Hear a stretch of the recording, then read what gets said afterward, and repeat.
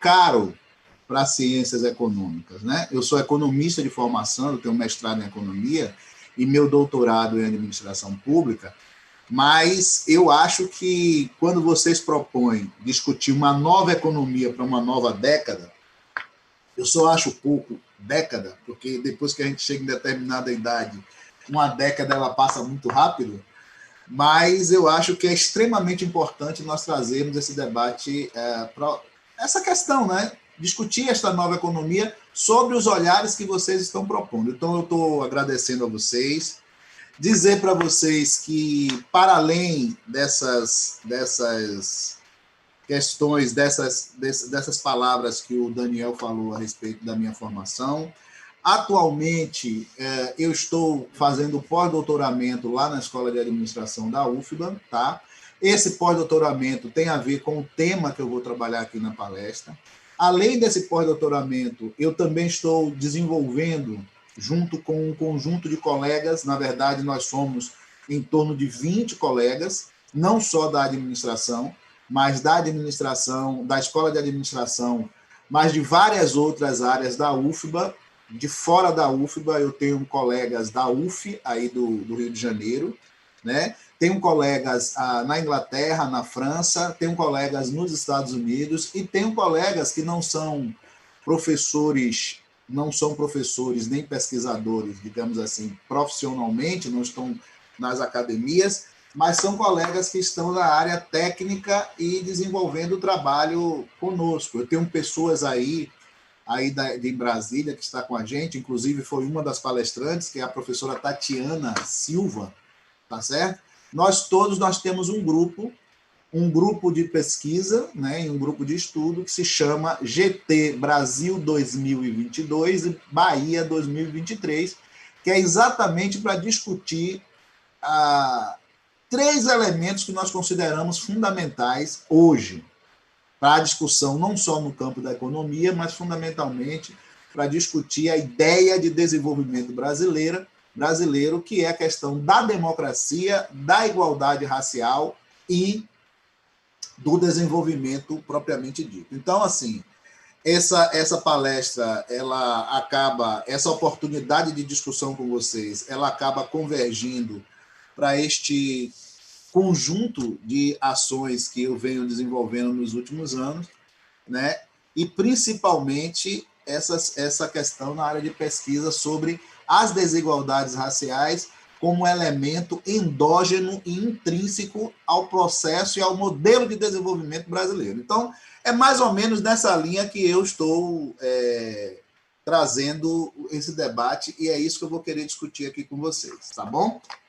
Então, assim, no âmbito dessa discussão sobre uma nova economia para uma nova década, o que eu me predispus a discutir aqui é um tema que eu venho trabalhando com vários recortes, e aqui eu vou tentar dar um recorte mais aderente à proposta de discussão, que é sobre a invisibilidade da questão racial no planejamento e desenvolvimento brasileiro.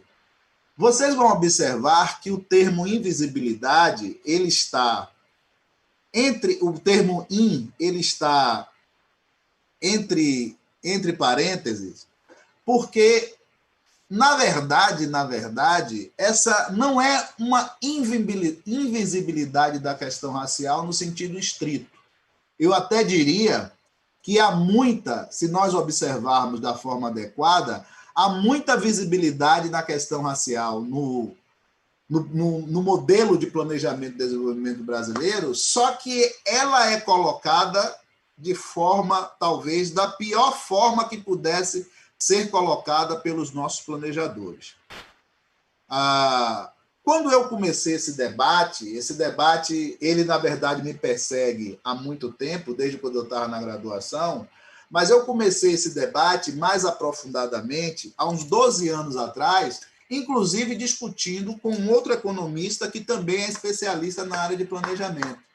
E o nosso debate, ele começou exatamente porque esse colega meu, economista, que hoje, inclusive, dirige a Secretaria de Administração aqui do Estado da Bahia, o nome dele é Delvino Góes, que foi meu colega de Sudene, nós entramos juntos, né, na Sudene em 1995 e que é meu amigo desde então. E nós discutimos, quando eu era secretário de Promoção da Igualdade Racial, ele me trouxe uma proposição de que eu deveria incluir as teses furtadianas nos debates sobre as políticas de promoção da igualdade racial do Estado da Bahia. E eu disse para Góes, eu estou aqui reproduzindo algo que está no meu livro, essa historinha está no meu livro. E eu disse para Góes naquela época, eu disse, Góes, Furtado tem um problema sério com a questão racial. E ele me disse qual era este problema. Eu disse, olha, eu vou dar uma olhada nos meus alfarrábios e lhe trago daqui uma semana para a gente rediscutir. Na verdade, eu estou fazendo esse introito para dizer para vocês que essa ideia de que Furtado tinha, que é a grande cabeça pensante dos modelos de planejamento no Brasil, quando eu disse para ele que Furtado tinha um problema, eu estava falando com uma lembrança que remontava à minha época de graduação. Mas quando eu retomei o que eu tinha, as minhas anotações da época, eu não consegui parar mais o livro Formação Econômica do Brasil, novamente, e principalmente a parte que me chamou a atenção, que era o problema da mão de obra. São 4 capítulos sobre isso que Furtado discute, e que, por incrível que pareça, na verdade, desde 2012, nesse período, eu não consegui mais parar de discutir essa questão. Por quê? Porque, a rigor, o Furtado, eu concluí que ele não tinha um problema sobre a questão racial nas teses dele, nas teses desenvolvimentistas e, principalmente, na aplicação do modelo de planejamento e desenvolvimento dele. Eu descobri, e hoje cada dia mais convencida, que Furtado tinha um grande problema com a questão racial nas suas intervenções, tanto teórico-acadêmicas, quanto na gestão do planejamento do desenvolvimento do Brasil e do Nordeste em particular. Então, o que eu vou tratar aqui é alguns aspectos dessa pesquisa que eu venho fazendo desde 2012, né? E aqui eu vou me permitir aprofundar um pouco na questão econômica, porque como eu tenho falado isso em vários fóruns, né? Na semana passada eu falei isso no Seminário Internacional de Comemoração aos 100 anos de Celso Furtado, mas hoje, como nós estamos falando no âmbito da economia, eu vou trazer alguns elementos aqui que eu acho que são mais, digamos, aderentes ao nosso, inclusive, o nosso público, tá? Então, veja só, para início de conversa, eu tenho recortado essa ideia do planejamento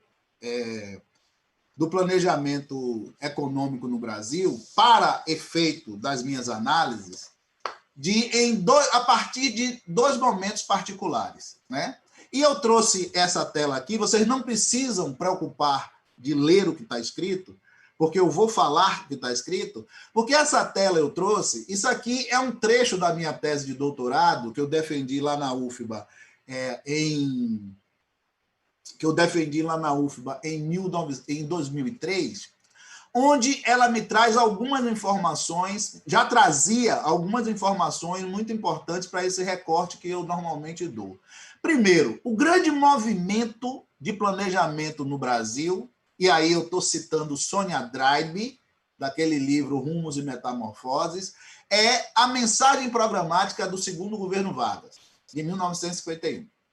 Quem traz esse elemento, quem primeiro me chamou a atenção de que essa mensagem programática, ela era, digamos assim, o primeiro movimento mais consistente de planejamento do desenvolvimento econômico brasileiro, foi a partir da minha leitura de Sônia Dreibe. E a partir da minha leitura de Sônia Dreibe, eu não só concordei, como eu achei que esse é um aspecto extremamente emblemático e importante para a gente compreender o processo de desenvolvimento brasileiro e agora eu digo, e para a gente compreender a ausência ou a presença inadequada da discussão racial no modelo de desenvolvimento brasileiro. de cara, foi isso que me veio à mente para trazer como antecedentes para essa discussão aqui. E por que isso? Esse trecho da minha tese, ele também possibilita que a gente faça algumas relações que não necessariamente têm sido feitas pela maioria das pessoas que tratam dessa questão. O primeiro é o papel de dois arranjos institucionais que foram feitos tanto por Vargas, como no segundo momento que inaugura o Planejamento de Desenvolvimento Brasileiro, que é o Plano de Metas de JK. Em relação ao Plano de Metas de JK, isso é consenso. Ou seja, a literatura mostra que o planejamento econômico do Brasil, de forma sistemática, sistematizada e de maneira sustentável, com um suporte, um background teórico e acadêmico, ou seja, estruturado, se dá a partir do plano de metas. A questão da mensagem programática é o que eu falei anteriormente, é algo que eu tive o contato com essa abordagem a partir da Sônia, concordo e acho que isso é muito importante para o nosso processo de análise. Mas também tem dois aspectos, tanto de um caso quanto do outro, que normalmente as pessoas não estruturam da mesma maneira, mas que eu estruturo dessa forma. Ou seja, tanto o modelo, digamos assim, de planejamento de desenvolvimento do Getúlio, quanto o modelo de planejamento do desenvolvimento do JK, eles também partiram de dois tipos de arranjos institucionais que não necessariamente estavam dentro da estrutura de gestão pública mais formal daquela época. O primeiro foi a assessoria econômica de JK. Ele criou uma assessoria econômica, digamos assim, paralela. Eu até recentemente vi algumas interpretações, paralela à equipe de tubarões fornecida pela política, alguém disse isso em algum lugar, para que fosse diretamente ligado a ele, que, na verdade, fosse a inteligência do modelo de planejamento que ele queria implementar. E, no caso de JK, foi a questão dos grupos de trabalho. Eu lembro, e aí, em relação aos grupos de trabalho de JK, nós vamos fazer um recorte, mas, por exemplo, todo o trabalho, a implantação ou a modernização da indústria automobilística no Brasil foi feita através de um grupo que se chamava de GEA, Grupo Executivo da Indústria Automobilística. Aqui nós não vamos tratar dos outros grupos, nós vamos tratar de um grupo específico, que é o que eu acho que ele é emblemático e crítico e estratégico para discutir a questão desta invisibilidade da questão racial no modelo de desenvolvimento brasileiro. Bom, qual o outro motivo de eu ter trazido esse trecho? Porque também há dois aspectos, não dois aspectos, há um aspecto que envolve dois grandes pensadores do planejamento do desenvolvimento econômico brasileiro, que eu também não vejo normalmente essa correlação feita tão diretamente como eu gosto de fazer, que é o seguinte: da mesma forma que Celso Furtado foi o cérebro do modelo de desenvolvimento implementado, do modelo de planejamento do desenvolvimento econômico implementado no governo JK, o cérebro do modelo de planejamento do desenvolvimento econômico de Getúlio Vargas foi Rômulo Almeida. Coincidentemente, o baiano mais proeminente no campo do planejamento do desenvolvimento também na Bahia. Então, o que é que a gente tem? A gente tem, de um lado, Rômulo Almeida e, de outro lado, Celso Furtado. Eu, na minha tese de doutorado, e hoje, mais convencido ainda, a despeito de que o processo histórico do governo Getúlio foi por um caminho, o processo histórico do governo JK foi para outro, foram dois momentos históricos diferentes, eu não me furto a dizer que Rômulo Almeida estava para o governo Vargas, tal como Celso Furtado esteve para o governo JK. Há questões históricas depois, a gente pode até discutir um pouco. Mas, do ponto de vista do conceito e das noções que foram implementadas para se perseguir o desenvolvimento econômico no país. Essas duas figuras elas foram muito, mas muito importantes. O próprio, aqui nessa citação que eu coloco, o próprio Rômulo Almeida diz claramente que ele entrou no gabinete no dia 11/2 e entregou no dia 15/3 a tal da mensagem programática para ser encaminhada por Getúlio Vargas para o Congresso em 1951. Portanto, do ponto de vista, digamos assim, de todo mundo começar e ficar na mesma página, eu digo que, primeiro, os dois marcos fundamentais de se pensar o desenvolvimento econômico no Brasil, do meu ponto de vista e para as minhas análises, tem, primeiro, de um lado, a mensagem programática de Getúlio Vargas e, de outro, o plano de metas de JK, e, nesse sentido, cada uma delas elas trouxeram milhões de instrumentos de planejamento, milhões de alterações, milhões de inovações, milhões de instituições, mas aqui eu vou citar algumas delas que eu acho que são fundamentais para que eu consiga explicar qual é o meu ponto de vista em todo esse processo. Então, vamos ver primeiro o que, digamos assim, qual o legado que me interessa, na mensagem programática de Getúlio Vargas. Primeiro, o que eu já citei. O Rômulo, ele era o coordenador e chefe da assessoria econômica, de onde foi construído a mensagem programática de Getúlio Vargas. Então, eu não posso deixar de salientar a importância de Rômulo Almeida por trás da inteligência econômica e de planejamento da mensagem programática. Bom, segundo, são três instituições, duas instituições e uma instituição dentro da outra instituição, que eu acho que são de fundamental importância que a gente traga aqui como elemento exemplificador do processo de planejamento e desenvolvimento de uma forma mais sistemática. Primeiro é a criação do BNDE, hoje BNDES, o Banco Nacional de Desenvolvimento Econômico, e no bojo do Banco Nacional de Desenvolvimento Econômico, do Banco do Nordeste do Brasil e do Escritório Técnico de Estudos Econômicos do Nordeste. Não é à toa que todas essas instituições ainda são instituições extremamente importantes no modelo de desenvolvimento. Daqui a 2 anos, BNB, BNDES e ETN fazem 70 anos de existência. Tá?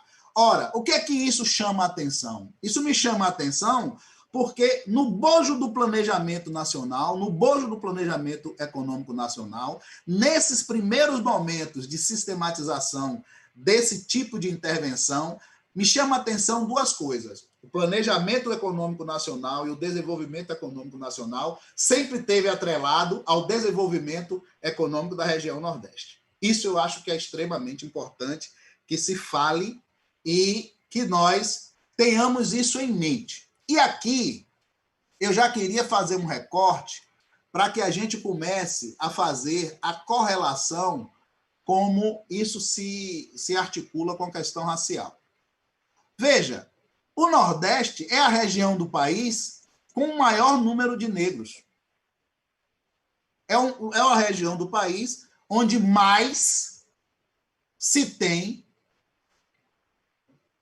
pessoas de origem africana, que tem o maior número de descendentes de africanos, que, por sua vez, o maior número de descendentes de africanos que foram escravizados no Brasil. E isso não é um detalhe, como muita gente trabalha, como se a interrupção histórica formal da escravidão no Brasil ela interrompesse um processo estrutural de desigualdades a partir dos 350 anos da escravidão. Então, o primeiro aspecto que eu gostaria de chamar a atenção é que, veja, junto com o Banco Nacional de Desenvolvimento, se cria um Banco de Desenvolvimento do Nordeste, se cria um Escritório Técnico de Estudos Econômicos também para o Nordeste. Por quê? Porque A ideia que está por trás, que está subjacente a isso, é que o desenvolvimento do Brasil, ele fundamentalmente passaria pelo desenvolvimento do Nordeste. O que é que não fica muito explicitado? É que o desenvolvimento do Nordeste, esta região, que em muitos casos se chamava de região problema, em função principalmente das secas, é a região de maior contingente de população negra e de afrodescendentes e de descendentes de ex-escravizados no Brasil. Isso não é um detalhe e a gente vai ver lá na frente que não é um detalhe. Dito isso, eu vou já de cara passar para o aspecto da mensagem programática que me chamou a atenção em relação à questão racial. Esse texto é da mensagem programática. Esse texto é o texto assinado por Getúlio Vargas em 15 de março de 51, que é quando a mensagem é promulgada junto ao Congresso na época. E, pelo que a gente percebeu, este trecho é fruto do trabalho da assessoria econômica. Tá? Como, por demais, o resto de toda a mensagem, que tem vários aspectos aí, a mensagem é enorme, mas eu trouxe esse trecho aqui para chamar a atenção para um detalhe que eu acho que faz a conexão com tudo que a gente vai discutir mais na frente. Vamos lá. O que é que o presidente Getúlio Vargas diz neste trecho da mensagem? Ele diz: outra diretriz, ou seja, o que ele vai falar aqui é uma das diretrizes da sua mensagem programática. Outra diretriz é a efetiva realização da igualdade de oportunidade na competição social. O princípio da igualdade perante a lei, sobre incompleto, não foi além de um ideal não realizado. O que havia eram condições extremamente desiguais, consequentes diferenças de fortuna e de nascimento. De fato, a ascensão social dos mais capazes era mínima. Repito, de fato, a ascensão social dos mais capazes era mínima. Apesar de, em nosso meio, não medrarem os esforços, os fortes preconceitos de cor e de casta, que em outras sociedades impedem a utilização plena das capacidades e aptidões individuais. As dificuldades econômicas, porém, persistem, entravando a escalada dos homens de origem humilde. E, enquanto isso, o sistema de educação e a maioria das instituições nacionais não estão ajustados para a democracia saudável, para a democrática e saudável circulação das elites. Quando eu li pela primeira vez esse trecho da mensagem, eu confesso que eu fiquei feliz, porque eu disse, poxa, o velho Getúlio, ele já trazia a necessidade de igualdade de oportunidade como uma diretriz, tá certo? Uma diretriz para o seu modelo de desenvolvimento, para o seu modelo de planejamento de desenvolvimento no Brasil. No entanto, e isso faz parte da vida de pesquisador, essas coisas elas ficam ruminando na nossa mente, porque depois dessa passagem, quando se lê a mensagem programática, a questão racial ela some. E começa a aparecer um conjunto de contradições, do meu ponto de vista, na mensagem. E aí, a gente tem que voltar e ler de novo. E ler de novo para ver se entende de fato o que está sendo escrito. Porque isso aqui não está sendo escrito por alguém que está entrando num curso de economia ou alguém que faz parte dos movimentos sociais, né, que pleiteiam a igualdade de oportunidade. Isso estava sendo escrito por, talvez, o maior líder político que o Brasil já conheceu e o presidente que mais mudanças estruturais no aparelho de Estado e na forma de pensar o Estado, as políticas públicas e a economia que esse Brasil já teve. Ora, aonde é que está a questão aqui? Primeiro, de fato, ele fala que é necessário ter igualdade de oportunidade. Ele diz que o princípio da igualdade perante a lei é incompleto e não foi além de um ideal não realizado. No entanto, quando ele traz a questão racial, ele usa essa palavra medrarem, ou seja, apesar de em nosso meio não medrarem os fortes preconceitos de cor e de casta, que em outras sociedades impedem a utilização plena das capacidades individuais. Então, ao mesmo tempo que ele diz que o preconceito de cor e de casta impedem o pleno desenvolvimento das capacidades individuais, ele diz que no Brasil isso não ocorre. Aí eu queria que todo mundo, talvez os mais novos, porque eu tive dificuldade com essa palavra medrar, porque é um termo que nós não usamos, e queria chamar a atenção para essa palavra medrar. E a gente vai para o dicionário e vê o que é medrar. Medrar significa crescer vegetando, desenvolver-se as plantas, aumentar, crescer, prosperar, fazer crescer, desenvolver. Qual é o sinônimo de medrar? Estender, expandir, prosperar, alongar, acrescer, acrescentar, ampliar, amplificar, aumentar, voltar, desenvolver e dilatar. Então, o que Getúlio Vargas estava dizendo é que no nosso meio não se desenvolvia os fortes preconceitos de cor e de casta que era desenvolvido em outros países. Ou seja, ele sabia que nos outros países o preconceito de casta e de cor impedia o pleno desenvolvimento das individualidades e das oportunidades, mas ele afirmou na sua mensagem que no Brasil isso não acontecia. E, de novo, eu repito, nós não estamos falando numa conversa na cozinha de nossas casas. Nós estávamos falando de uma diretriz programática. Primeiro, homologada e defendida por Getúlio Vargas. Segundo, escrita em tese por um dos maiores economistas do Brasil, da Bahia, com certeza, um dos maiores planejadores, que se chama Rômulo Almeida. Coincidentemente, do estado e da cidade mais negra fora da África, onde as desigualdades raciais são as mais gritantes do país. Ora, qual é a minha contribuição aqui nesse debate, neste momento? Na verdade, a mensagem programática do Getúlio, ela foi concebida a partir do mito da democracia racial, que era fundamental para a manutenção, tem sido fundamental, e era naquele momento fundamental, para toda a ideologia subjacente à sociedade brasileira, desde que o escravismo terminou de maneira formal.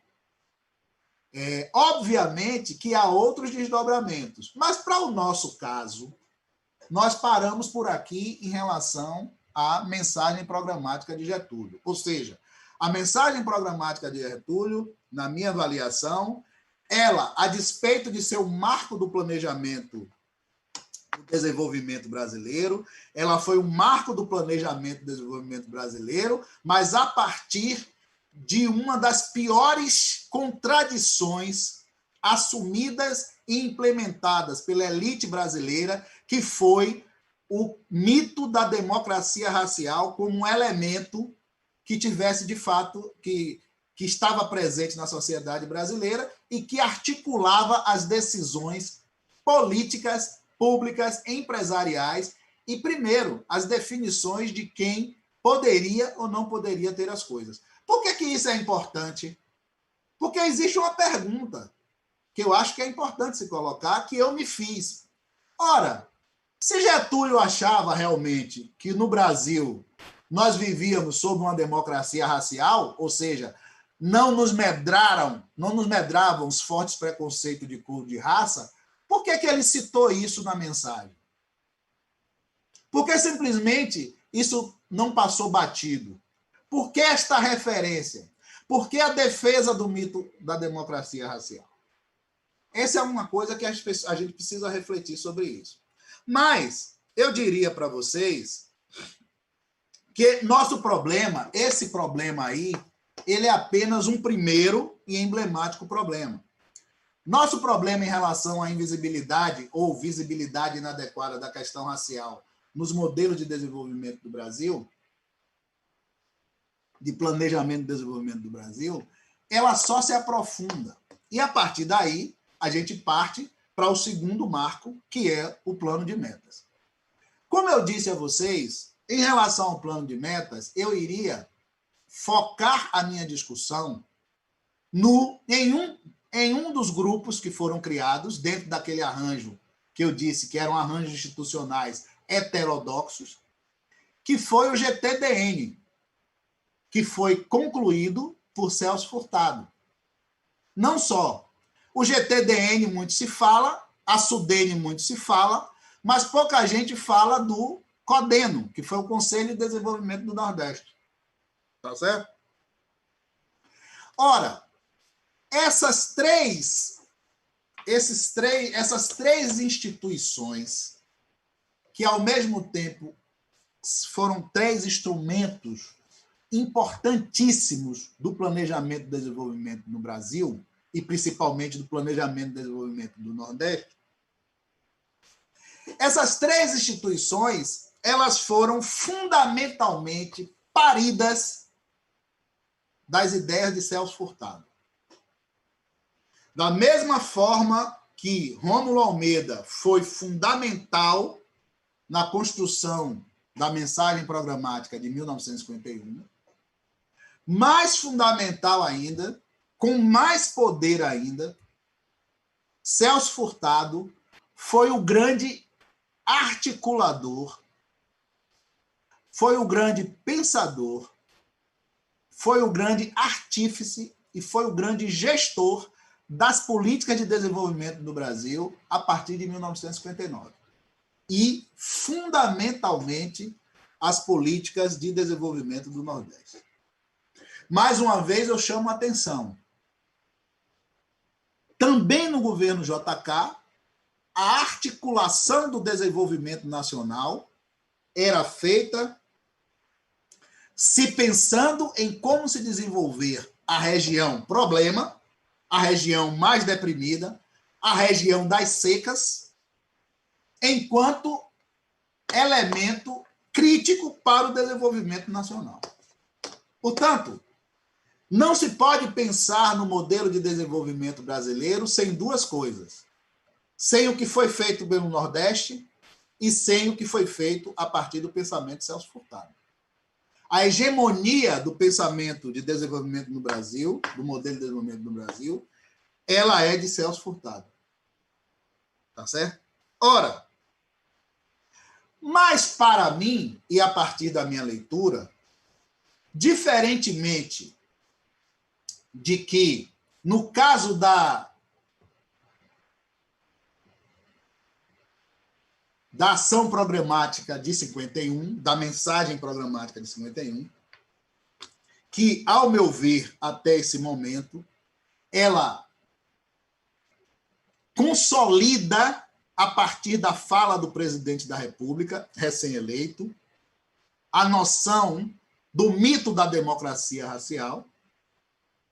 No caso do plano de metas, e aí eu estou falando fundamentalmente em tudo que envolveu a gestão e a gestação do planejamento do desenvolvimento do Nordeste, os atores responsáveis por isso, Celso Furtado à frente, eles foram além. E foram além em que sentido? Do meu ponto de vista, quando eu chamo de plano de metas, eu estou falando de SUDENE, de CODENE e de GTDN. A invisibilidade da questão racial, e aí, de novo, eu chamo a atenção de que não é a invisibilidade estrito sensu, mas é a forma equivocada, até do ponto de vista da teoria econômica, digo eu, para se tratar a questão racial, a partir de uma teoria econômica própria subjacente. Tá certo? E por que eu digo isso? Veja, eu gosto muito de trabalhar a partir com recortes temporais. Eu aprendi com Milton Santos, o geógrafo, o professor Milton Santos, que não existe nada no mundo que seja atemporal, ahistórico ou espacial. Então, toda análise a gente sempre tem que estar cotejando tempo e espaço. Tempo e espaço. Então, eu queria que vocês prestassem bastante atenção nas datas que nós vamos tratar aqui. Então, vamos lá. Em 1958, Celso Furtado assume o GTDN como interventor. E aí não sou eu que estou dizendo, não. Por isso que eu trouxe essa citação aqui, que é de minha tese de 2003, mas que eu reproduzo essa citação no meu livro de 2009. Tá certo? E aí eu quero ler aqui apenas para que vocês entendam, para que fique mais claro qual é a minha proposição aqui. Na realidade, a constituição do GTDN, bem como a posterior implementação das políticas voltadas para o desenvolvimento do Nordeste, não se deu de forma tranquila. O grupo de trabalho parece não ter conseguido alcançar os seus objetivos de imediato, uma vez que, tendo sido criado em 56, apenas no final de 1959 é que seu relatório foi concluído. E, de acordo com Furtado, aí vem a fala de Furtado, apenas depois de sua intervenção. Essa aspas é fala de Furtado. As pessoas sempre se referem ao trabalho do GTDN, mas, na verdade, fui eu quem o escreveu. Fui interventor no GTDN, que funcionava no BNDE, mas jamais concluí os seus trabalhos. Organizei uma pequena equipe para fazer o projeto da Sudene, que depois Juscelino lançou como Política de Desenvolvimento do Nordeste. Eu digo isso para chamar a atenção que esses três instrumentos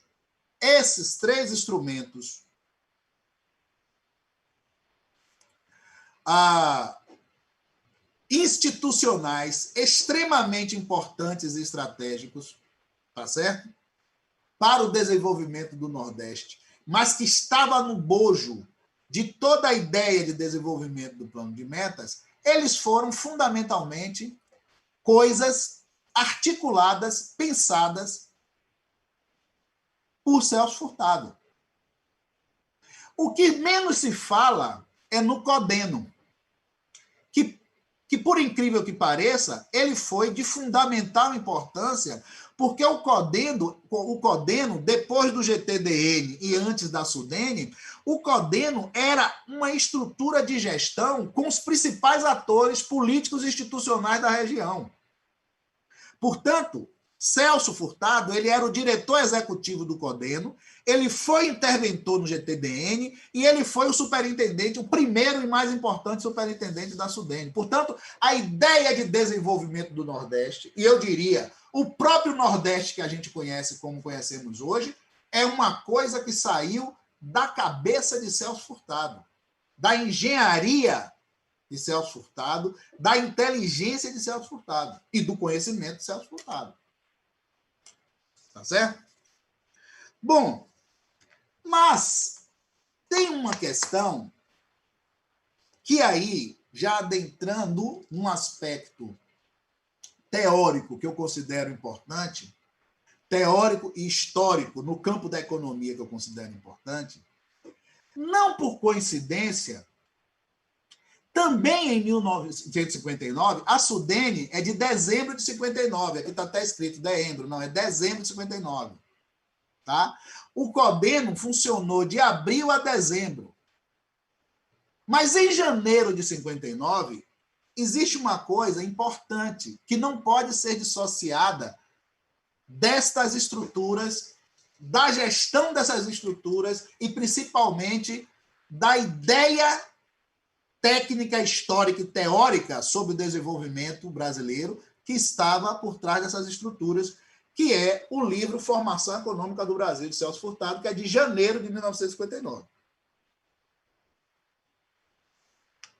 E qual a importância deste livro para a narrativa que eu estou fazendo, a importância desse livro é porque, do meu ponto de vista, é a informação econômica do Brasil que Celso Furtado consolida uma compreensão sobre a participação dos negros na economia brasileira, sobre o papel da mão de obra negra pós-escravidão na economia brasileira, que estrutura o seu pensamento para a intervenção na Sudene e que, por ser hegemônico, restou e resta por estruturar o pensamento de todas as pessoas que têm lidado com a região Nordeste sem tratar a questão racial como eixo estruturante. É por isso que eu trago no bojo desse período histórico a publicação de Formação Econômica do Brasil. E é isso que a gente vai começar a tratar aqui a partir de agora. Recapitulando, diferentemente, pelo menos até esse momento, do meu ponto de vista, diferentemente do contexto da ação programática do governo Vargas, pensada por Rômulo Almeida, que foi fundamentalmente pautada naquilo que já existia como ideologia dominante no Brasil da democracia racial, e Getúlio Vargas injeta ainda mais uma proposição nesse sentido, através da sua mensagem programática. Aqui, o desenvolvimento do Nordeste, a proposta de desenvolvimento do Nordeste, de superação das desigualdades no Nordeste, que, se de um lado foram extremamente inovadoras do ponto de vista como se fossem ações afirmativas regionais, recortes espaciais de ação afirmativa, e isso é fato, do ponto de vista racial, foi feito a partir de uma teoria econômica subjacente extremamente prejudicial para se enxergar a verdadeira realidade, não das pessoas, mas a verdadeira realidade do objeto que seria necessário a intervenção através de política econômica para o desenvolvimento. Isso é que eu acho que é complicado, e é isso que a gente vai discutir aqui. Aonde é que está o problema? Exatamente na parte 4 do livro de Celso Furtado, onde ele discute a transição do trabalho assalariado, do trabalho escravo, para o trabalho assalariado. Esse, na minha opinião, são duas coisas que eu acho importantes pontuar.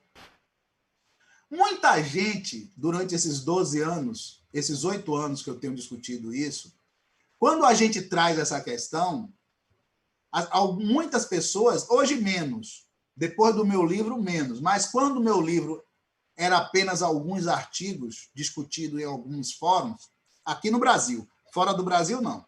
Fora do Brasil, toda vez que essa questão é colocada, todas as pessoas que leem percebem a profundidade dessa questão. Mas aqui no Brasil, a grande maioria, uma boa parte das vezes, no início desse debate, quando a gente trata essa questão, diz, isso é um aspecto do livro. E eu digo para vocês, não, isso não é um aspecto do livro apenas.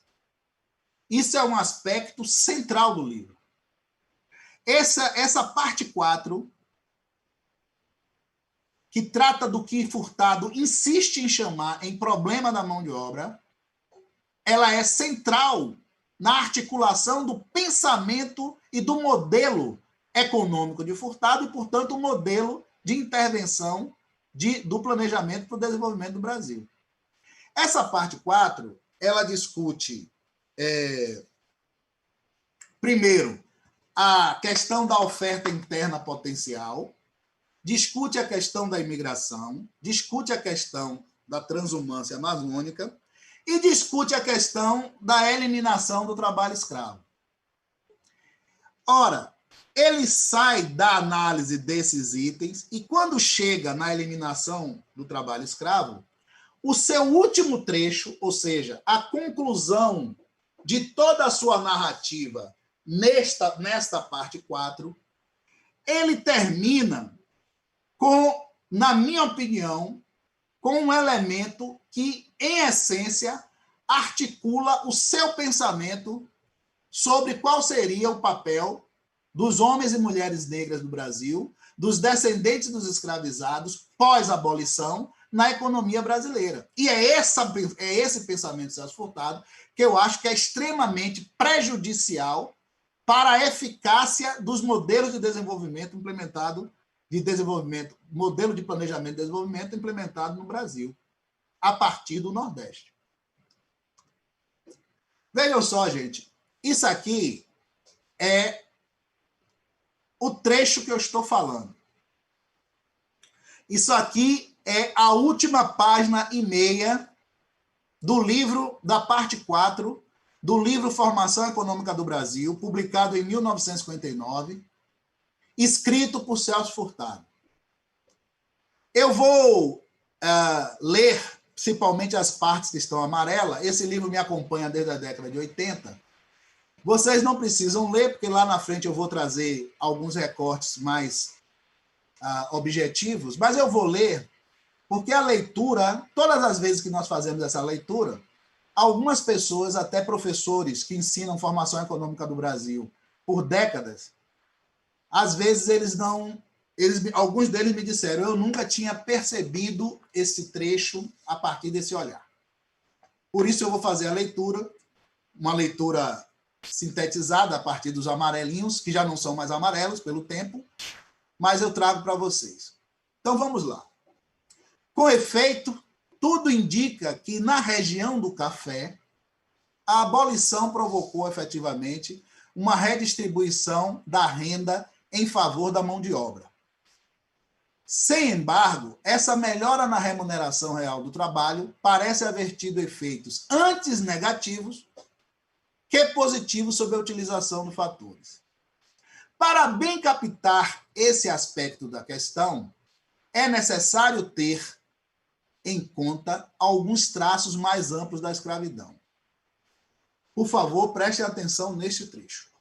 O homem formado dentro desse sistema social está totalmente desaparelhado para responder aos estímulos econômicos. O homem formado dentro desse sistema social está totalmente desaparelhado para responder aos estímulos econômicos.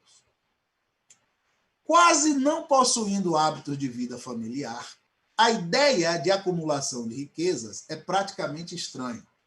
Demais, seu rudimentar desenvolvimento mental limita extremamente as suas necessidades, sendo o trabalho para o escravo uma maldição e o ócio o bem inalcançável, a elevação de seu salário acima de suas necessidades, que estão definidas pelo nível de subsistência de um escravo, determina de imediato uma forte preferência pelo ócio.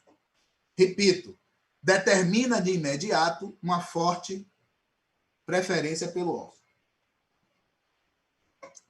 Na antiga região cafeeira, onde para reter a força de trabalho foi necessário oferecer salários relativamente elevados, observou-se de imediato um afrouxamento das normas de trabalho.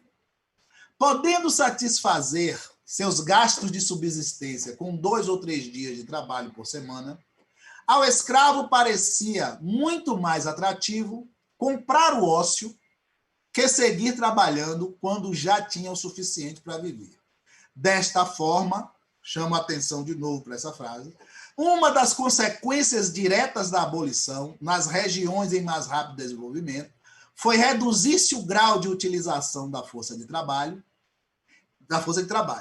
Esse problema terá repercussões sociais amplas que não cabe aqui refletir. Cabe tão somente lembrar, ele repete, o reduzido desenvolvimento mental da população submetida à escravidão provocará a segregação parcial desta após a abolição, retardando a sua assimilação e entorpecendo o desenvolvimento econômico do país. Isso é trecho do Celso Furtado. Era isso que ele pensava.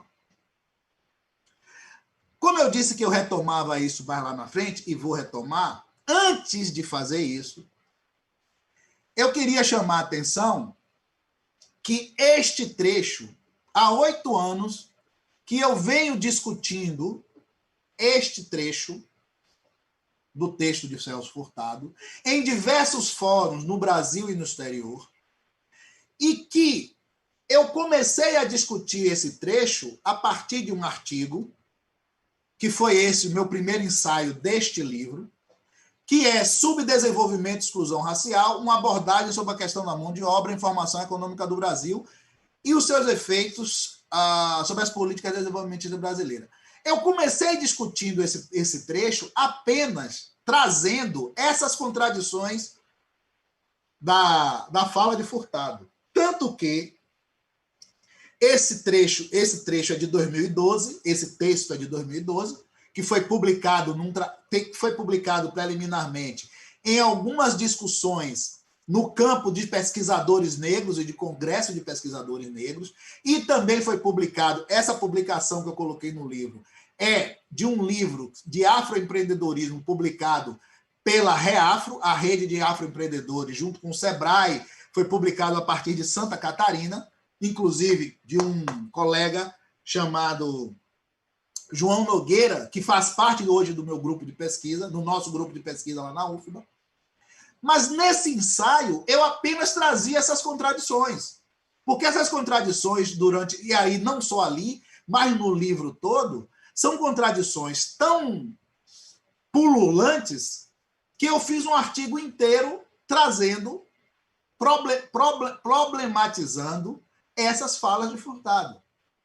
Mas isso não foi suficiente para que eu passasse a compreender que este problema, ou seja, a forma totalmente equivocada do ponto de vista conceitual, histórico, teórico da questão racial no planejamento econômico do Brasil a partir do modelo furtadiano, isso ainda não foi suficiente, porque a partir do momento que eu fui buscando essas questões, eu fui descobrindo outros aspectos. Então, em 2017, eu acabei por adentrar na versão americana do livro de Formação Econômica Social, Formação Econômica do Brasil, que foi publicado em 1963. E na versão americana, duas coisas me chamaram a atenção. Certo?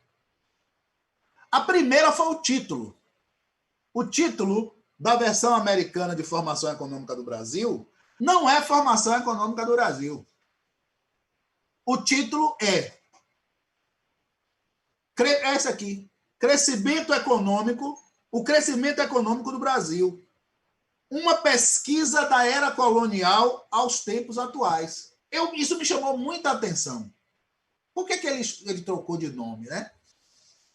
Bom, mas ficou por aí. Por que eu fiz isso? Porque como eu ia publicar o artigo em inglês, eu queria ler o livro em inglês para não correr o risco de eu usar alguma citação do Furtado em inglês que fosse não fosse adequada.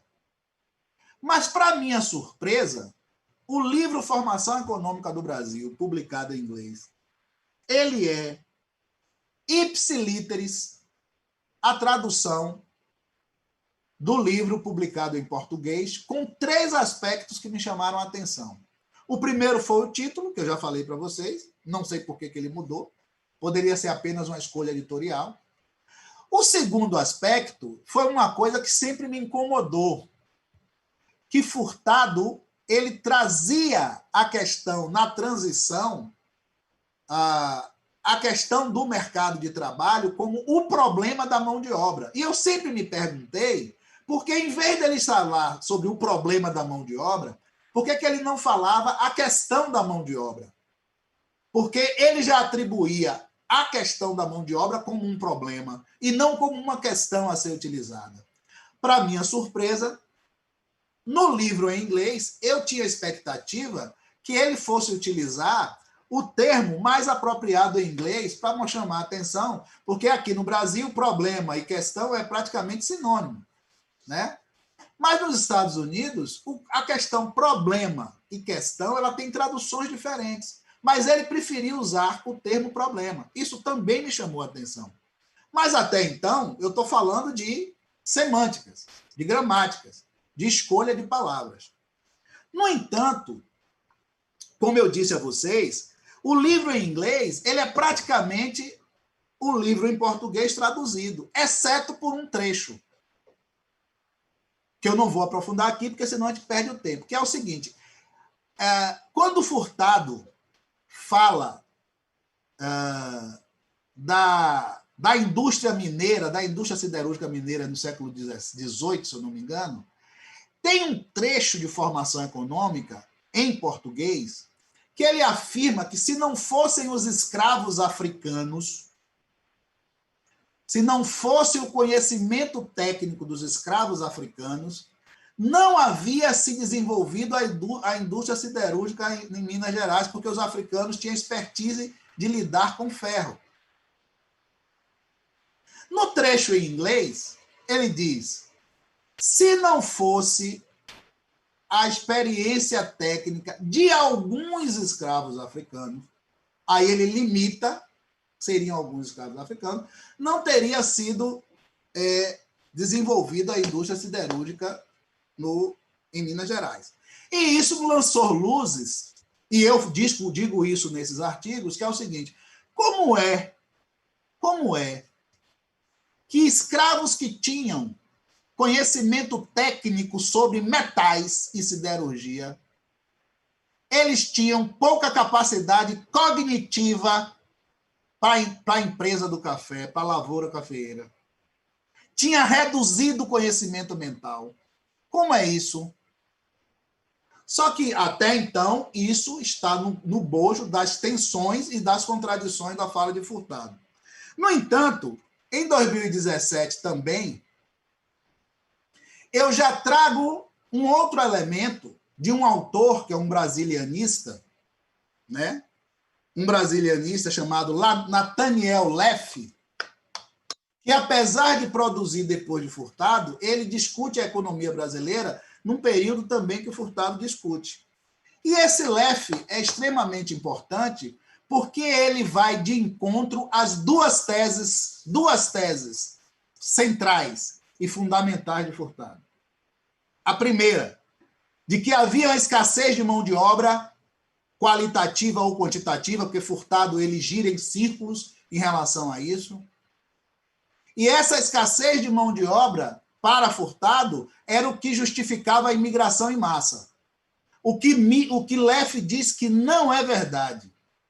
Que não havia escassez de mão de obra e que, na verdade, toda a estratégia, inclusive da extensão da escravização e depois da abolição, que foi forçada a se fazer a abolição no Brasil, a vinda até de imigrantes de salários baixos, muito mal remunerados pela sua qualidade técnica, era porque era necessário haver uma âncora salarial para a elite brasileira continuar oferindo os seus lucros nos seus empreendimentos, especialmente no empreendimento do café.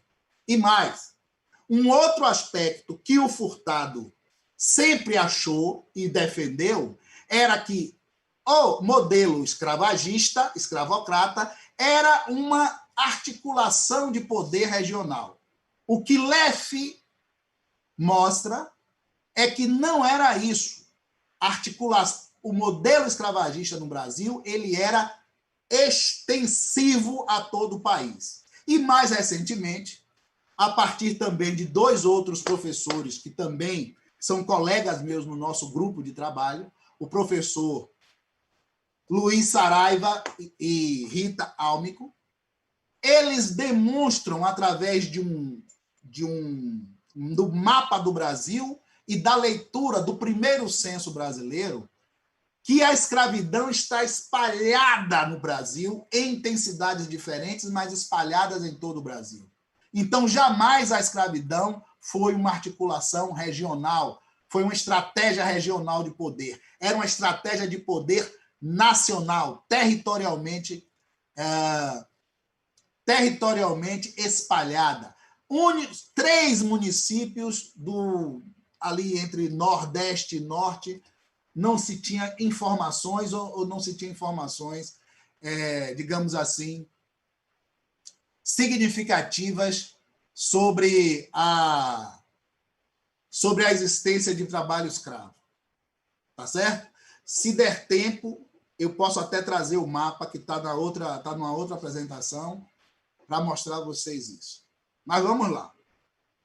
E, finalmente, meu quarto ensaio, né, deste livro, eu trago um outro elemento, que é a teoria da causação circular cumulativa de Myrdal,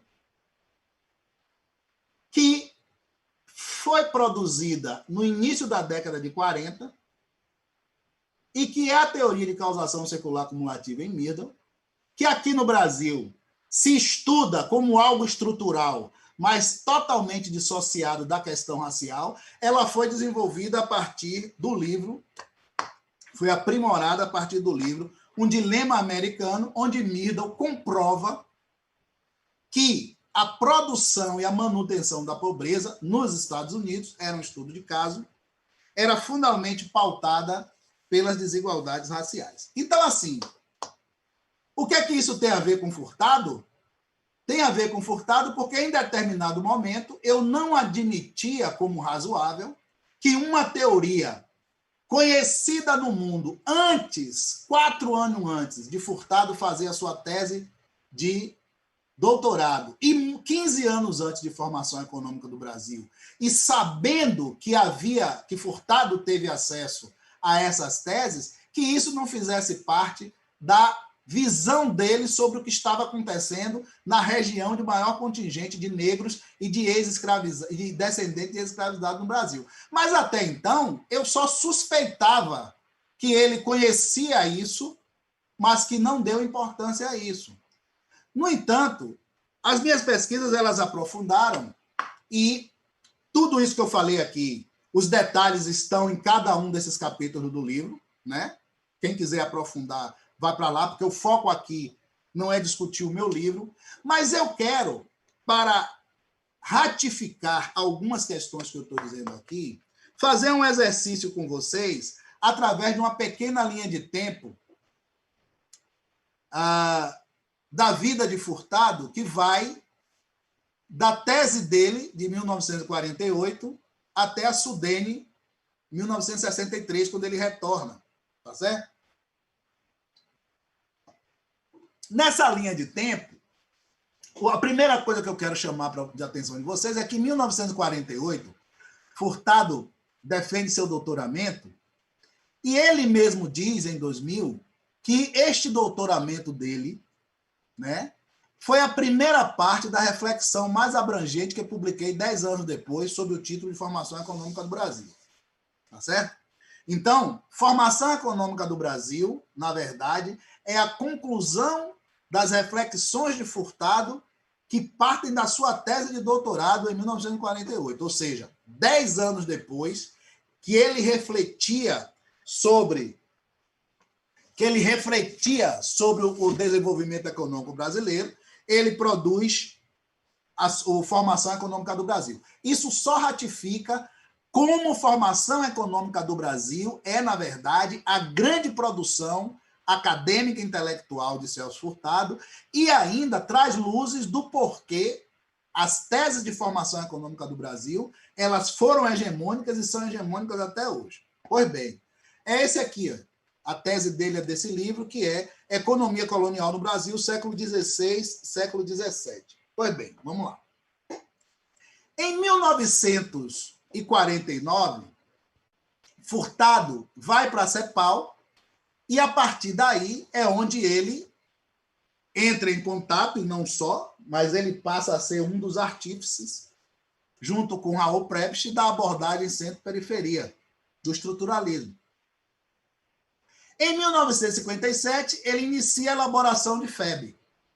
Em 1958, ele vem para o BNDES e é interventor no GTDN. Tá certo? Em 1959, é onde ele cria a Sudene e onde ele lança a Formação Econômica do Brasil e é onde uma política de desenvolvimento do Nordeste e o CODENO também acontecem. Vejam que eu estou pegando de 1948 a 1959, 11 anos. 11 anos de discussões, de acúmulo teórico de conhecimento. Em 1962, Furtado passa a ser o primeiro-ministro do Planejamento do Brasil.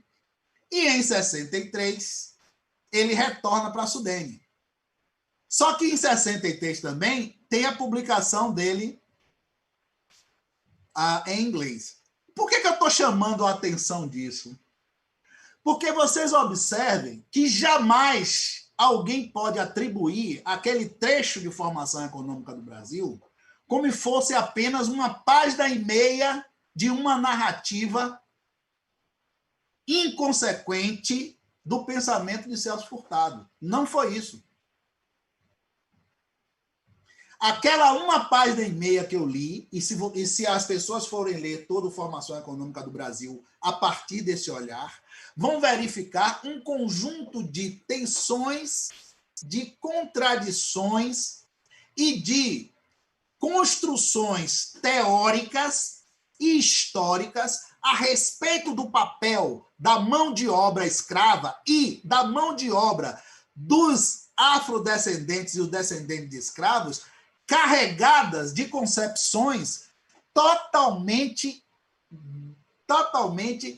desplugada de uma análise técnica, metodológica e teórica que se sustentasse em si.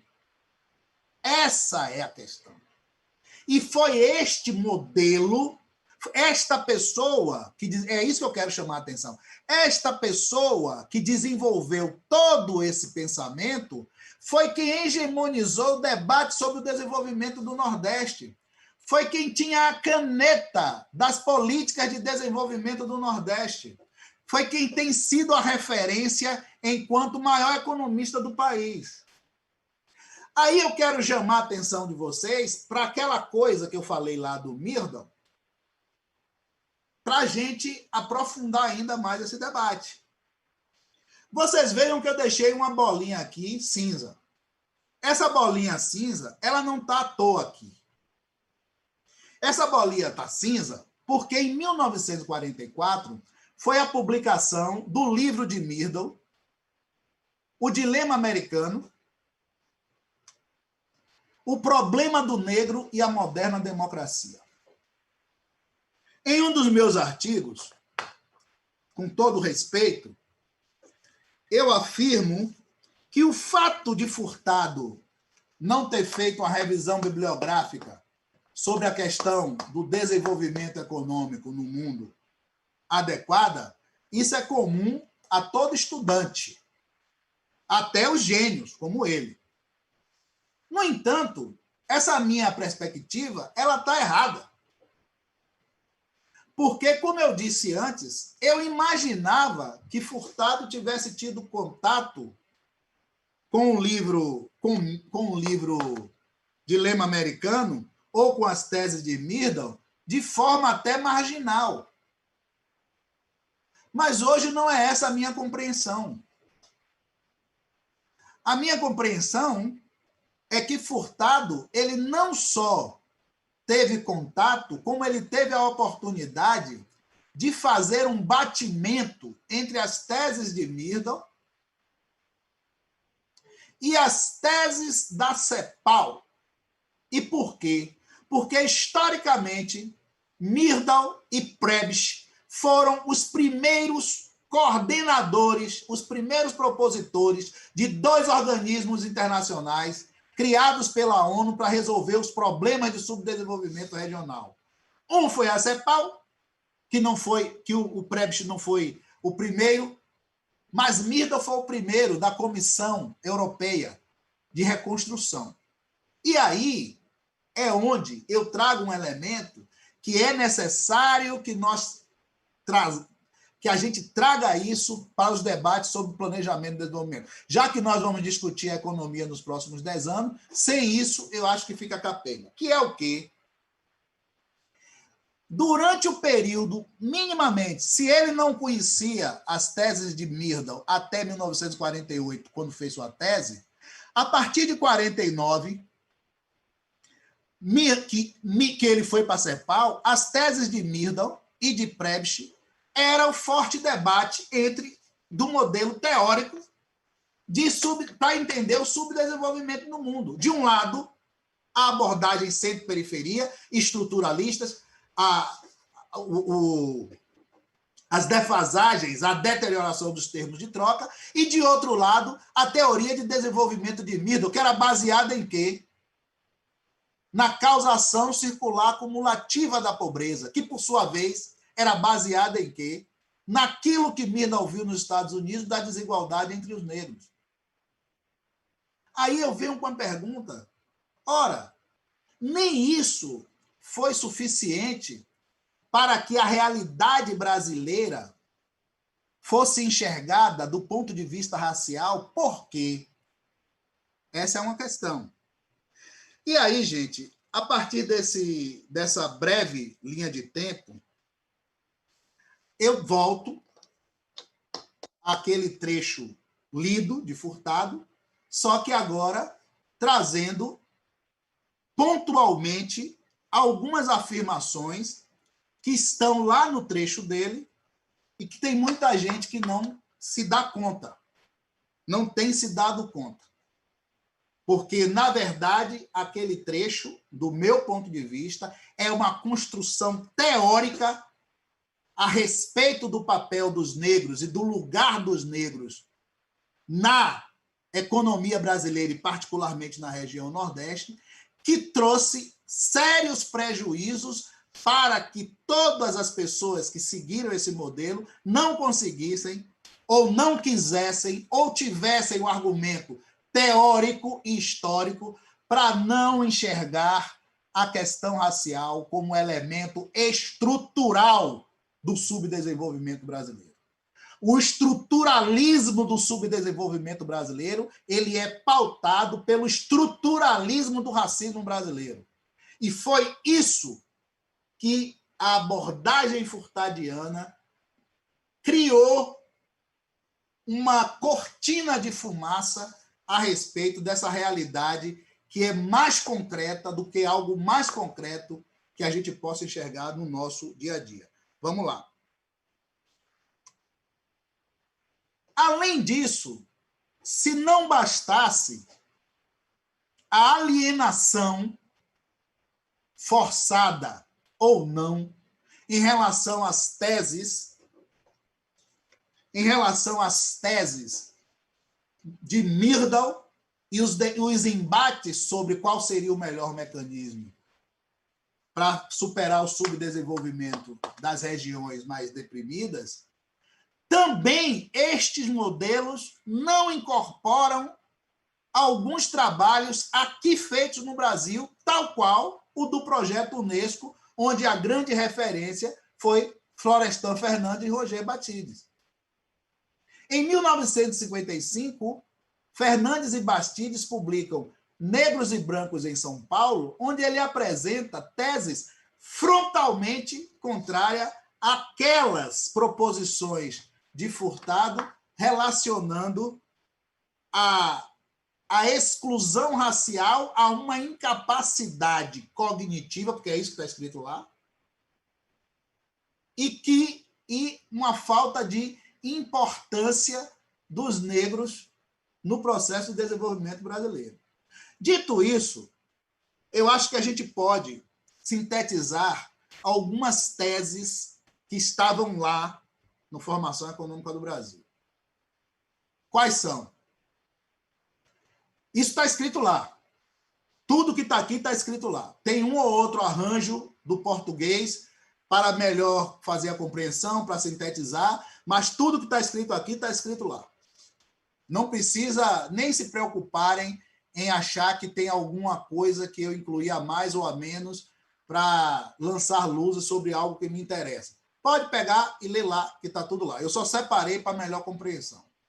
Primeiro, o que é que ele diz? A distribuição de renda em favor dos trabalhadores negros na região do café trouxe efeitos negativos à utilização dos fatores, devido ao desaparelhamento dos descendentes de escravos para responder a estímulos econômicos. Isso é a fala dele.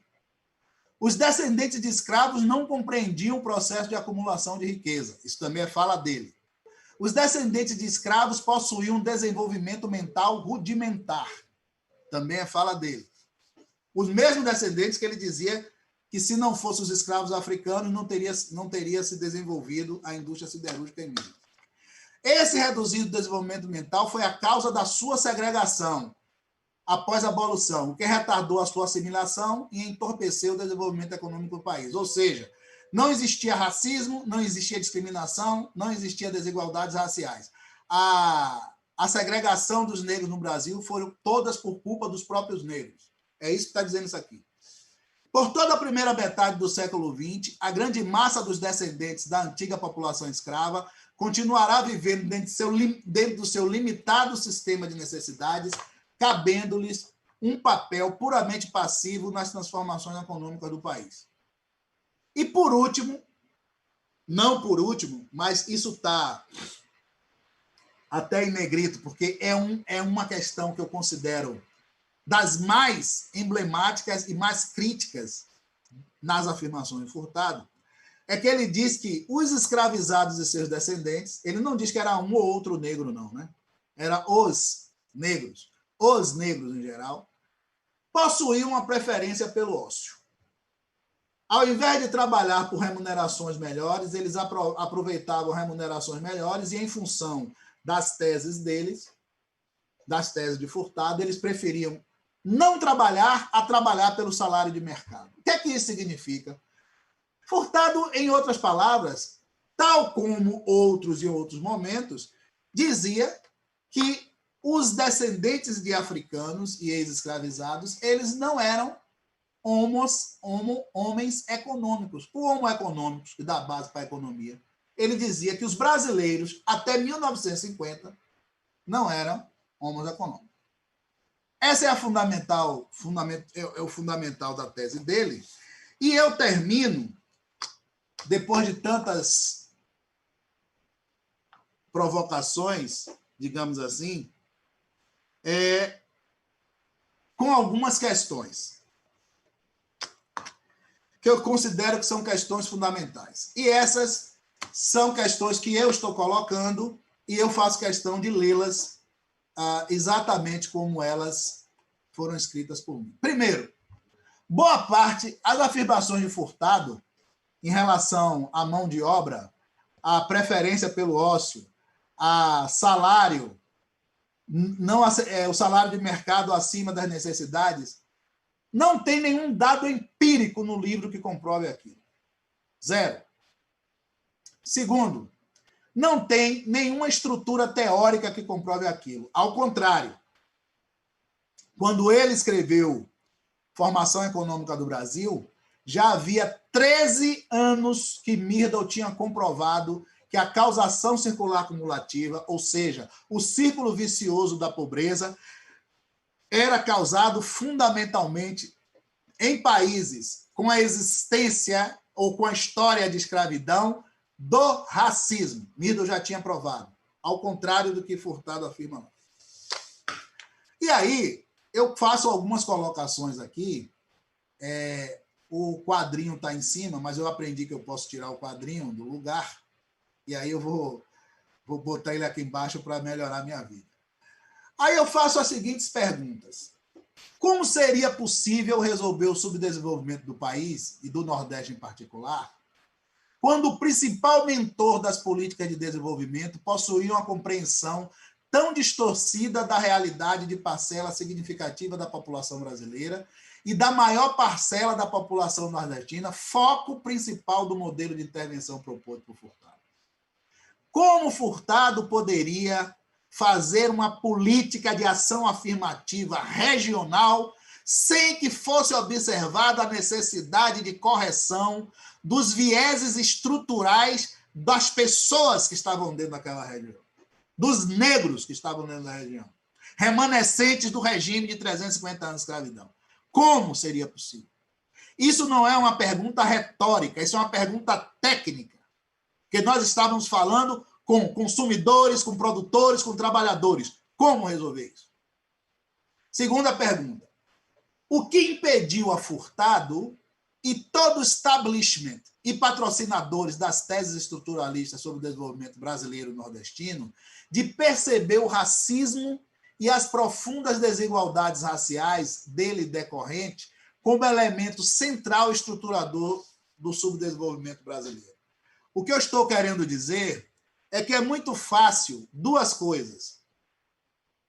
Ou dizer que aquelas pessoas eram racistas e, portanto, por isso que elas fizeram da forma que fizeram, ou dizer, como muitos autores, como em meu livro eu cito um desses autores que diz que alguns erros de Furtado ele estava em boa companhia, porque as pessoas naquela época não viam. Eu acho que não é necessariamente nenhuma coisa nem outra. O que eu estou trazendo, e aqui eu não quero deixar claro que eu não estou aqui querendo apontar o dedo para chamar ninguém de racista, mas eu quero dizer com todas as letras: o racismo fez com que as abordagens teóricas, metodológicas e históricas de alguns dos nossos grandes economistas estivessem eivadas de falhas teóricas, metodológicas e históricas, quando não equívocos crassos de metodologia da realidade para a realidade econômica da análise desse país. E eu não falo isso por mim, não. Eu falo porque, quando essas políticas foram desenvolvidas, já havia o estado da arte no mundo, inclusive com muitos deles falando sobre esse estado da arte, mas que não trouxeram. Então, se eles não foram racistas, eles não tiveram a competência técnica necessária para analisar o subdesenvolvimento brasileiro a partir de um olhar mais apropriado para a realidade histórica do nosso país. Outra pergunta. Por que o sueco Myrdal, diga-se, branco, não apenas percebeu isso em relação aos Estados Unidos, que tem apenas 13% da população negra, como, a partir dessa compreensão, aprimorou a teoria da causação secular cumulativa como elemento central às suas teses sobre o subdesenvolvimento? Por quê?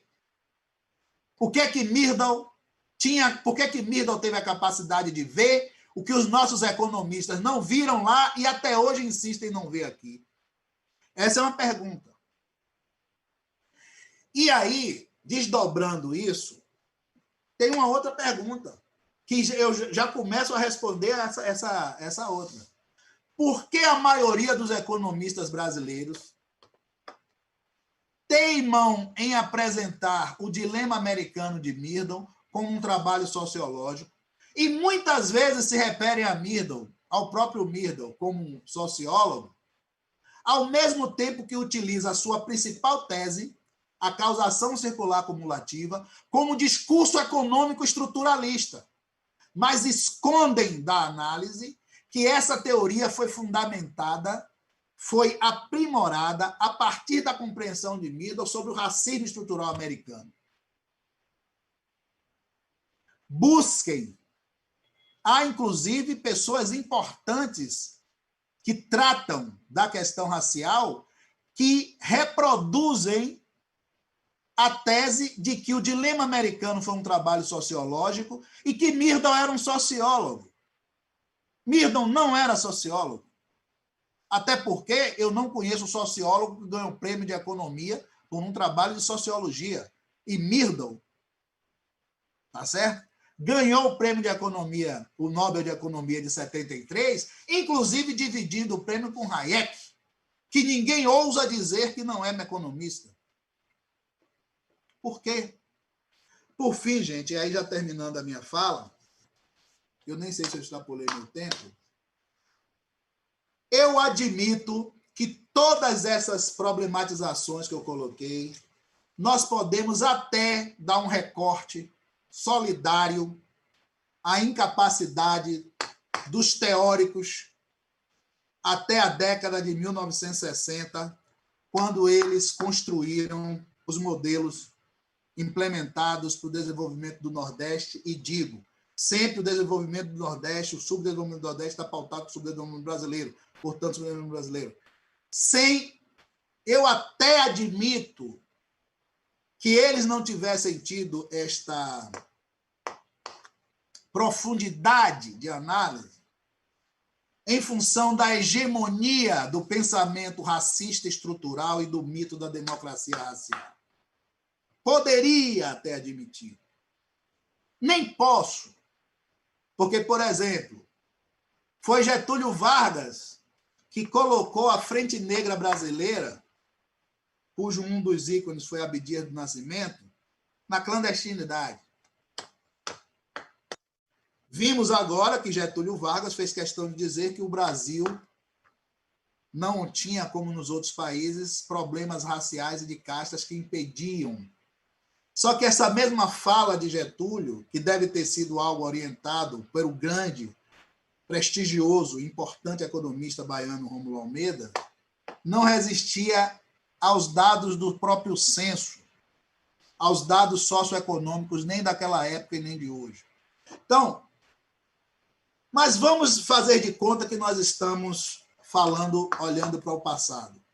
Mas não se faz o presente nem o futuro sem corrigir e sem analisar o passado, e é isso que eu quero chamar a atenção para falar essa última frase aqui. Por que após 60 anos de formação econômica do Brasil e Sudene, e especialmente nesse centenário de comemoração ao nascimento de Celso Furtado, os seus seguidores ainda insistem em tratar do subdesenvolvimento brasileiro e do Nordeste em particular como se as desigualdades raciais não fossem o elemento crítico e causador primordial do subdesenvolvimento do nosso país e de nossa região, ainda mais pobre, a despeito das políticas ali implementadas. O que eu estou querendo dizer, eu li todas as principais obras de comemoração aos 50 anos de formação econômica do Brasil. Há 10 anos atrás. Li, estudei, e elas estão referidas no livro no meu livro.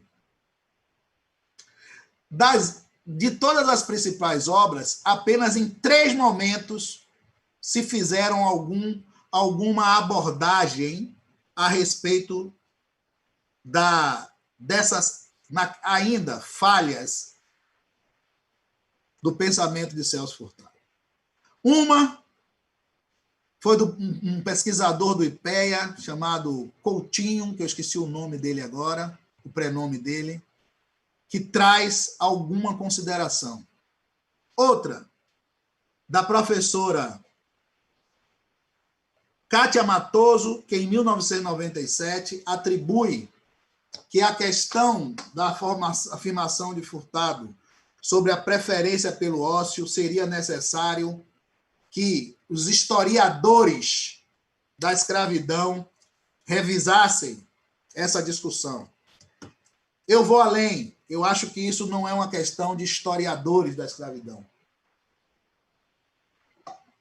O que Celso faz em relação à questão da preferência pelo ócio é um elemento profundo de abordagem econômica, de um olhar sobre a questão econômica, sobre o mercado de trabalho, e ele deve ser visto a partir também e fundamentalmente sobre essa ótica. Ou seja, quais foram os efeitos concretos desta abordagem que eu considero extremamente nociva à compreensão real do desenvolvimento econômico brasileiro? Quais foram as consequências disso para o modelo de planejamento de desenvolvimento do Brasil? E, por fim, o professor Versiani, ele traz também, em um desses livros, uma crítica, apresenta uma crítica ao fato de que Furtado, como eu citei aqui, teria uma visão de que a questão da escravidão seria algo mais regional do que nacional. Mas o professor Versiani faz a crítica que eu concordo, ele sublinha dizendo que Celso estava muito bem acompanhado em relação a muitas das suas proposições. Eu, com todo respeito, tendo a discordar disso, acho que ele poderia fundamentalmente ter tido companhias do ponto de vista teórico, metodológico e fundamentalmente em relação à questão racial, muito melhores do que as que ele teve, a despeito de que a década de 60 e de 50 foi coalhada de grandes expressões da nossa intelectualidade, de gênios da nossa economia, como o próprio Celso Furtado. Minha fala não é para tirar, em hipótese alguma, a importância dele como um pensador na economia. Minha fala é fundamentalmente dizer que, se nós queremos preservar o legado de Celso Furtado, nós não podemos continuar fazendo como muitas pessoas têm feito, inclusive, principalmente neste ano de comemoração dos 100 anos do nascimento dele, e muita gente falando dos 60 anos de Sudene e das teses furtadianas, sem atualizar as perspectivas de Celso Furtado em relação à questão racial, porque isso vai de encontro, na minha opinião, ao legado do próprio Celso Furtado, ao legado do grande pensador Celso Furtado. Portanto, não dá para ficar produzindo livros e mais livros sobre o pensamento de Celso Furtado sem trazer, na primeira página, no primeiro capítulo, nas primeiras abordagens, a necessidade dessa atualização, de cumprirmos essa lacuna. Portanto, gente, muito obrigado.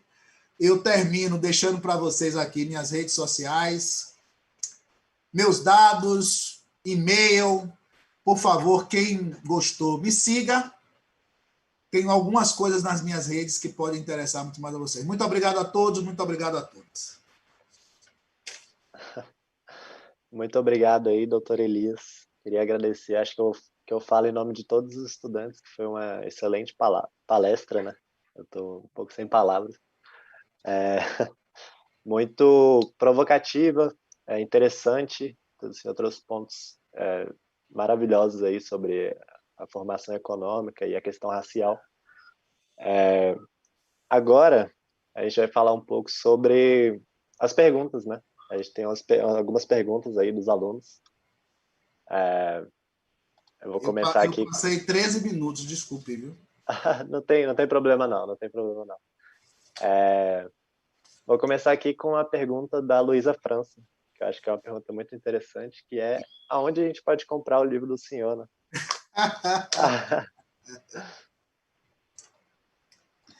Tem outra pergunta? Faça um bloco de 3. Tá, então vamos lá.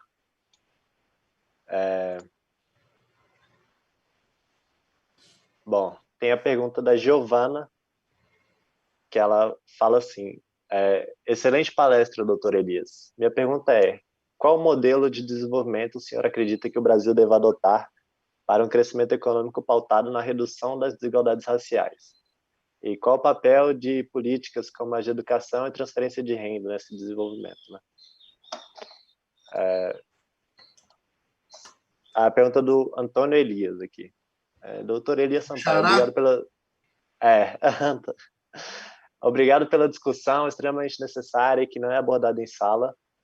Queria saber como o senhor quantifica o impacto negativo no desenvolvimento brasileiro do atual governo federal ser negacionista aos problemas ligados à raça, né? Questão de racismo no Brasil. E fazer a pergunta aqui da Kátia Ferreira. Tem mais algumas outras? Porque eu queria responder as 3. Tá bom. Tem mais 4, além dessas, por enquanto. Então, pronto, eu respondo essas 3, depois eu respondo as outras, tá bom? Tá bom. Deixa eu ir de trás para frente, porque depois eu falo para... Quem foi que perguntou do livro? Foi só um minuto. Luísa França. Luísa França. Isso. Luísa, eu vou responder você por último, tá bom? Da Giovana. Repare, qual o modelo de desenvolvimento? Veja, não existe, digamos assim, uma regra única, tá certo? Para se tentar alcançar o desenvolvimento. Não existe uma regra única. Mas existem escolhas metodológicas, políticas e teóricas que facilitam a gente avançar de forma mais adequada. Então, por exemplo, tratar a questão do desenvolvimento brasileiro sem discutir as desigualdades raciais e a herança negativa da escravidão, e tratar isso como se nós fôssemos resolver resolvendo economicamente as questões, resolveríamos tudo, isso é o primeiro grande equívoco. E eu acho que esse foi o equívoco histórico, e esse equívoco está, de certa forma, se reproduzindo. Até porque, mesmo no período 2003 a 2016, onde o Brasil, de fato, implantou uma política executiva de promoção de igualdade racial, todos os debates sobre o Brasil, sobre a questão racial, ele é inserido como se fossem políticas compensatórias ou sociais. O que eu estou dizendo é que, para além das políticas compensatórias, é necessário ir para o modelo econômico, discutir questões dentro da economia, como resolver isso por dentro da economia. Só se faz como? Tendo um diagnóstico corretamente, o que eu acho que não houve na década de 60 e ainda não está tendo agora. E aí eu já caso com a outra pergunta sobre a questão do atual governo, para dizer para vocês que é o seguinte, a síntese de como nós estamos retrocedendo é a forma que o governo está tratando a epidemia da Covid. Então, se um governo é capaz de negar um vírus que é real, que até pessoas da família e o próprio presidente teve, tá certo? Que tem sequelas, que está trazendo uma profunda reestruturação no Brasil e no mundo. Se eles são capazes de negar isso, imagina o que é que eles não estão fazendo, o que é que eles não fazem em relação à discussão sobre as políticas de promoção da igualdade racial no Brasil. Então, o que eu quero dizer, eu nem gosto de citar, porque eu acho que a pessoa, não vou nem citar a pessoa, mas nem a instituição, mas quem está à frente da instituição hoje, é uma pessoa que tem tão pouca importância e que apenas tem mais 1 ano ou 2 de estar nesse lugar, quando você coloca um governo que coloca à frente da principal agência federal de discute as questões raciais no Brasil, que é a Fundação Cultural Palmares, alguém que é um explícito, tá certo? Sabotador das políticas que foram feitas até hoje de promoção da igualdade racial, inclusive negando questões históricas de forma cínica, nós podemos esperar tudo, tá certo? Mas, obviamente, que tudo tem seu tempo, né? Eu acho que a experiência Trump mostrou que, por mais alto que se pareça, por mais forte que se pareça, algumas pessoas que estão detendo o poder em determinado momento, ainda existe possibilidade delas serem derrotadas. Então, é sobre isso. Sobre a questão do meu livro, deixa eu dizer 3 coisas. Meu livro ele está sendo vendido, ele está sendo vendido pelo site da UCTEC, tá certo? E está sendo vendido também pela Amazon. Então, é só buscar lá. Eu, normalmente, tenho também distribuído os meus próprios livros, que esse é um acordo que eu tenho com a editora.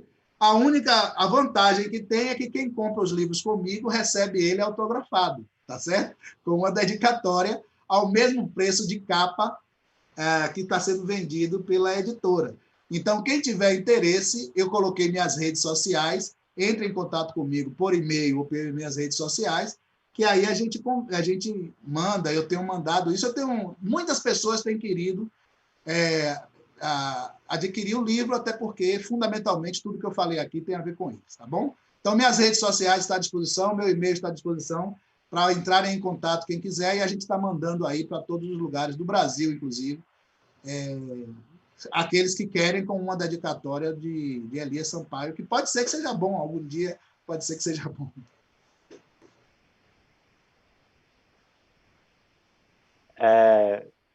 Bom, muito bem. Vou te passar mais três perguntas, então. João Vitor Romano, ele perguntou: Doutor Elias, que palestra sensacional. Obrigado demais pela aula. Gostaria de te perguntar em que grau o pensamento de Celso Furtado ainda influencia o desenvolvimento de políticas econômicas hoje, né? E a invisibilidade da questão racial permanece a mesma ou tomou outras formas? O senhor já falou um pouco sobre isso. Obrigado novamente.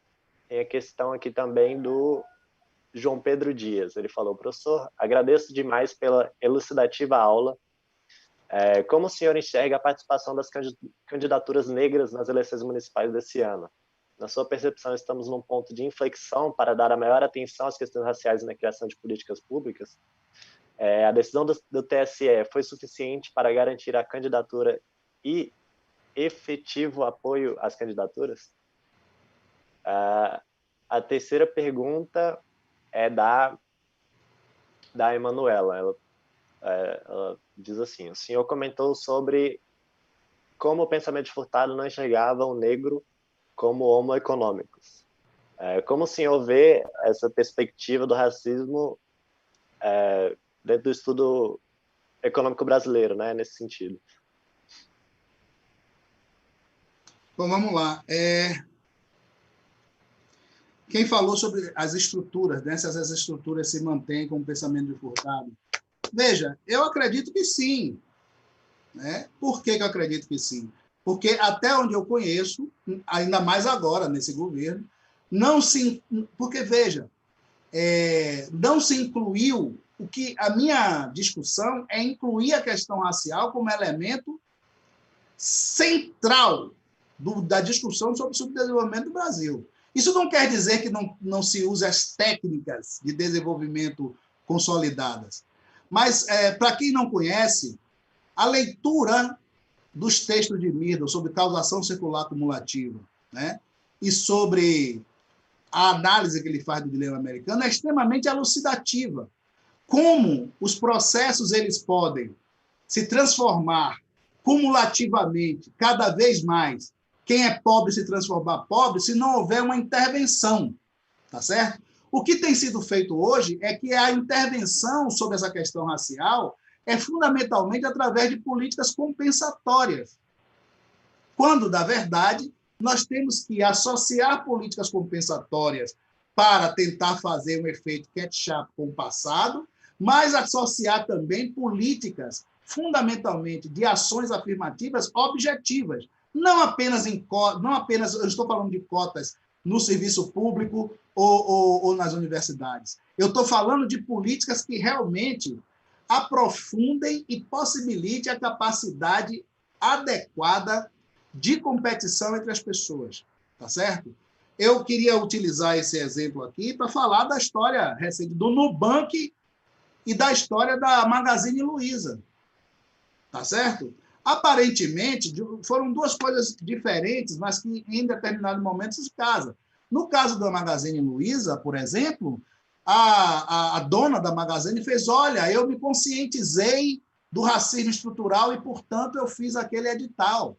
Ora, mas será, meu Deus, que ela não poderia ter, em vez de fazer um edital para dizer a partir de agora eu quero negros aqui como trainee para ser chefe, ela não poderia, por exemplo, se associar a uns 100 números de organizações que trabalham com a questão racial, e essas organizações, elas fazerem a triagem, fazerem as escolhas para as pessoas irem para as grandes corporações. Por que eu estou falando isso? Por exemplo, eu quero saber quem é o chefe de recursos humanos da Magazine Luiza. Quem é o chefe? Quem é a chefe? Essas pessoas, de fato, são pessoas que compreendem a questão racial? Ou elas vão lá escolher apenas as pessoas pela cor? Veja que eu nem critico muito a iniciativa da Magazine Luiza. Eu acho que ela fez o que ela sabia, que ela achou que podia fazer. Mas a gente precisa também mostrar para essas pessoas que fazer política de promoção da igualdade racial não é pintar de preto os seus empregados e as estruturas onde você está, é fazer coisa de forma estruturante. E fazer de forma estruturante, por exemplo, seria ela, se é que ela quisesse me ouvir, seria ela, ao invés de fazer um edital que deu panos para a manga na discussão, ela pegar no Brasil todo o Magazine Luiza e chamar entidades que já trabalham com essa questão de formação, porque quando ela visse a quantidade de entidades que trabalham com formação de jovens, de adultos, formação técnica de empreendedores negros, eles não diriam mais que procuram negros por lugares e não acham. E isso tem a ver com a mulher, com a dona da Nubank, que teve a coragem de dizer que não coloca pessoas da Nubank porque não encontra pessoas qualificadas. Elas não encontram pessoas qualificadas porque elas só olham para as mesmas pessoas, que é 30% da população brasileira, brancos de classe média e classe média alta. Essas grandes empresas, elas teriam que fazer um trabalho, sim, de formação, e isso também que o governo deveria fazer a mesma coisa, mas associando a um conjunto de entidades do movimento negro e da sociedade civil que já faz isso. Então, é nesse sentido. Por exemplo, a SUDENE tem que repensar qual é o seu papel.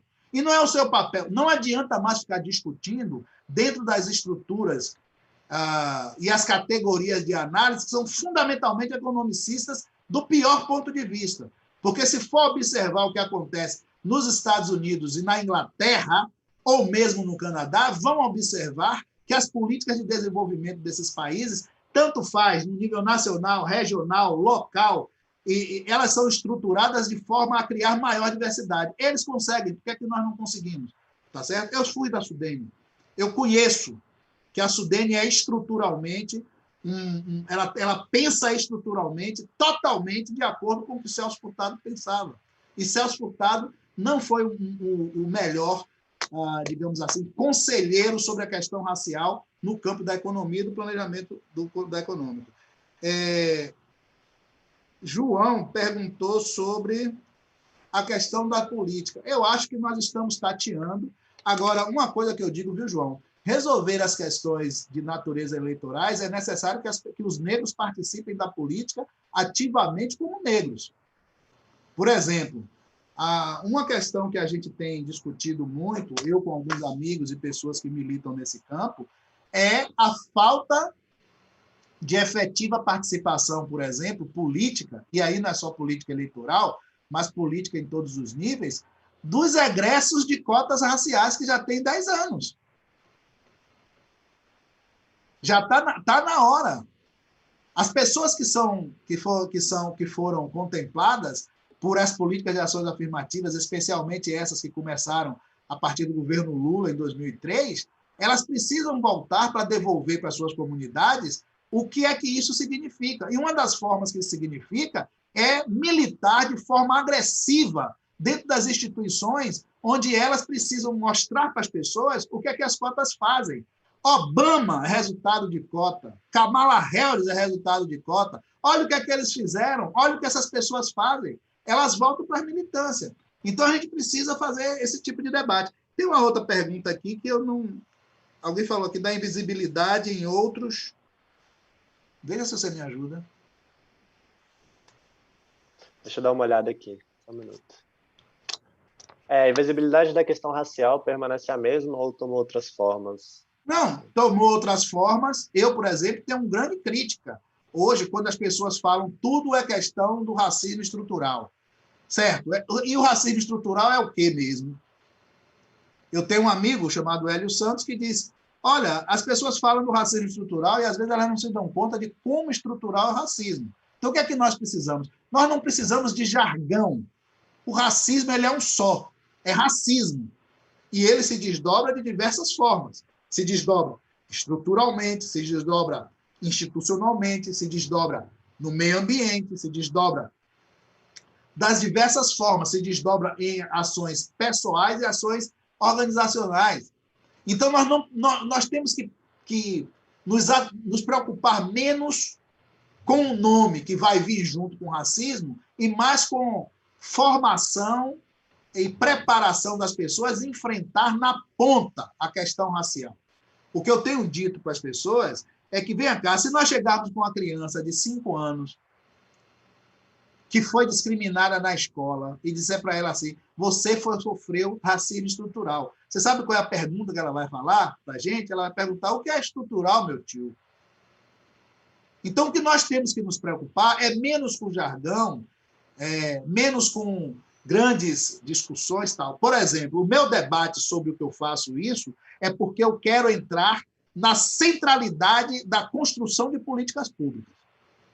Nenhum formulador de políticas públicas que chegue para mim para discutir proposição de política pública em qualquer nível de governo, que não traga, não diga como a gestão vai tratar as desigualdades raciais no seu nível de intervenção, para mim essas políticas públicas elas são inócuas no Brasil.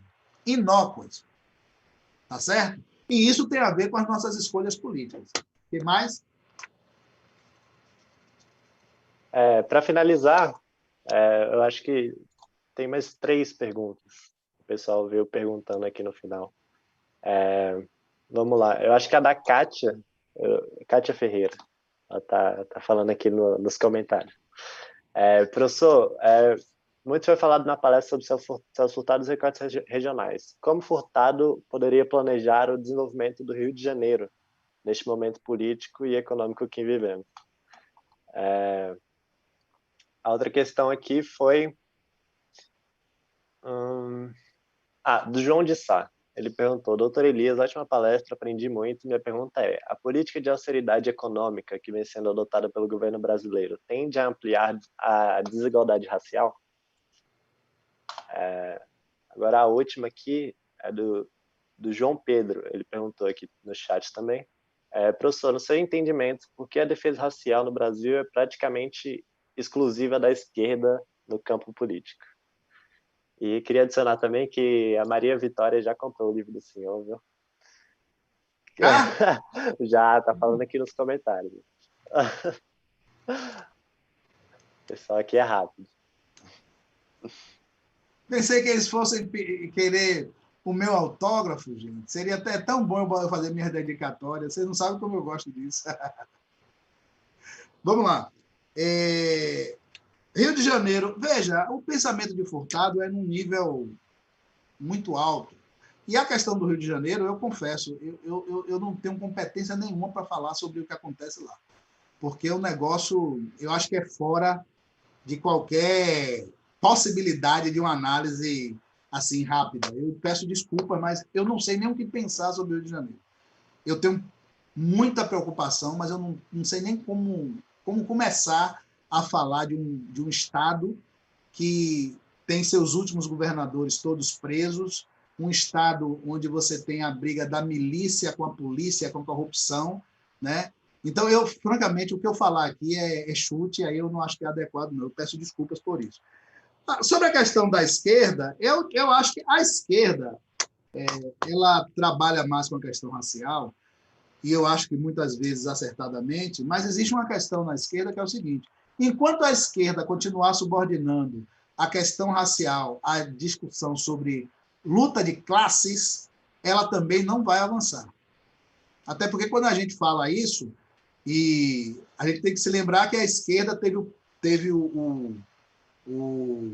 período mais longevo de governo no Brasil, na história recente, na verdade, que foi o período Lula-Dilma de 2003 a 2016. E eu costumo dizer que esse período foi o que mais avançou nos desenhos de políticas públicas de ação afirmativa, de políticas compensatórias.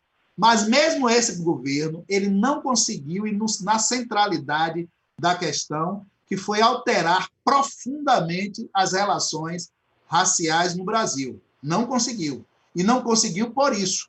Porque a questão racial, por mais importante que a esquerda brasileira tenha colocado na sua agenda, ela ainda é subordinada a uma ideia de que o nosso problema é um problema de infraestrutura, como dizia Marx, questões econômicas e não da superestrutura, como uma questão mais institucional, ideológica, onde o racismo articula todo o resto. Tá certo? A esquerda no Brasil é fundamentalmente branca. A liderança da esquerda brasileira é branca. E ela não é branca à toa. Tá certo? Partidos como o PT, que é o meu partido, por exemplo, como o PCdoB, que eu conheço muito, e até como o PSB, que são partidos, e o PDT, que eu considero que são partidos que a gente pode chamar de esquerda, tá certo? O PSOL, obviamente, mas o PSOL que eu conheço menos. São partidos onde você tem uma grande massa de negros nas suas bases, nas suas áreas intermediárias do partido, mas a cúpula desses partidos é masculina e branca. E isso não é à toa. Isso é a operação do que a gente chama do racismo institucional, também na questão do racismo. E sobre Vitória, muito obrigado por ter comprado o livro. Se eu imaginei que eu pudesse mandar para você, daqui de Salvador, como um axé para você. Qualquer coisa, estamos aí. Gente, muito obrigado, né? Acho que terminamos. Não, ela falou que comprou no site porque não tinha escutado a parte da palestra que o senhor ia autografar. Ela falou que se arrependeu. Não, se arrependa não, tá tudo certo. Bom, verdade, surgiu uma outra pergunta. Não sei se o senhor Mas pode responder. já estamos 14h05, as pessoas podem estar cansadas da minha conversa. É a última mesmo. Ah, tem algum problema o senhor responder? Não, para mim não. O problema é com a audiência. Tá. A Luísa França perguntou: como fazer a economia mainstream entender e trabalhar a questão racial, não como recorte, sim como constitutiva e decisiva para o planejamento do desenvolvimento? Eu vou dizer uma coisa para você que você talvez ache estranho. A economia do mainstream trata da questão racial e em determinados aspectos com mais profundidade do que os estruturalistas. Tá certo? O problema é que aqui no Brasil a gente se acostumou a não sei por que isso acontece, quer dizer, acho que sei. Quem vai lá para fora e estuda, vê que tem vários trabalhos dentro do mainstream sobre a questão racial, mas não traz para aqui. Por exemplo, tem um trabalho clássico de Becker que trata sobre a economia do racismo. Esse trabalho, da tese de doutorado dele, é de 1957, 2 anos antes, por exemplo, de formação econômica do Brasil. O Arrow, se eu não me engano, tem vários artigos sobre isso. A grande maioria dos economistas institucionalistas, que a gente não pode chamar de mainstream, mas também não necessariamente pode chamar necessariamente de esquerda, tal, trabalha sobre as questões raciais. E no campo da sociologia econômica, por exemplo, tem um pensador muito importante chamado Chris Tilly, tá? Que tem um livro chamado Desigualdade Duradoura, que não tem tradução ainda no Brasil, que trata fundamentalmente das questões das desigualdades no desenvolvimento econômico e as desigualdades, inclusive as desigualdades raciais. Então, não é... A gente não essa dicotomia esquerda e direita em relação à questão racial, de certa forma, uma não fica muito devendo à outra, não, porque do mesmo jeito que eles estudam essas questões raciais lá no mainstream, eles subordinam a questão do individualismo metodológico, a questão do mercado. Aí você entra do lado de cá, se subordina a questão estruturalista dessa tensão de base marxista da relação capital-trabalho. Mas não é que o mainstream não trabalhe com isso, não trabalha, mas com a outra lógica. Muito bem. Eu acho que é isso, né? Para a gente não acabar não se estendendo muito. Aqui nos comentários tem muitas pessoas agradecidas e mandando... Eu que agradeço a todos e a todas. Quem está muito agradecido e gosta dessa conversa, digo de novo, me siga nas redes. Pois bem, e é isso. Agradecemos aí em nome do centro, agradeço, né, em nome do Centro Acadêmico, em nome de todos os alunos. Agradeço também ao pessoal que ficou aí para assistir, que assistiu com a gente, todos os alunos, todos os professores, público externo também, né? E muito obrigado a todos. Muito obrigado a vocês, viu? Muito obrigado mesmo.